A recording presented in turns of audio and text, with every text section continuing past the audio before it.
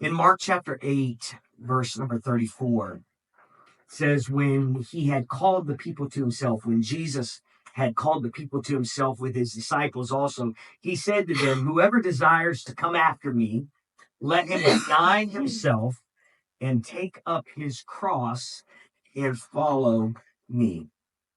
Now, we realize that Jesus says these words in Mark chapter 8 before he has ever been crucified. Jesus and his disciples would have been familiar with the Roman cross.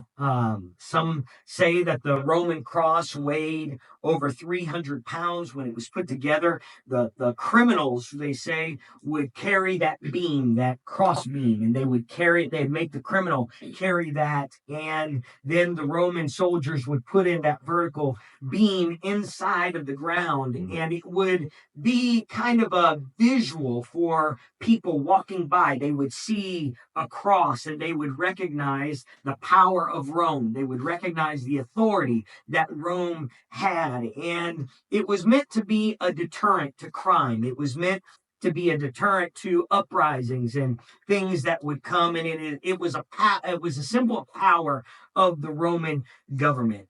And it's possible that Jesus in his lifetime had walked by several of these sites where he had seen crosses. And it's possible that Jesus would have walked by even the site of his own crucifixion. And he might have even seen what looked like the semblance of a cross. And so in Mark chapter 8, he is talking to his disciples and he said, whoever desires to come after me, let him deny himself, take up his cross, and follow me. This is what we know.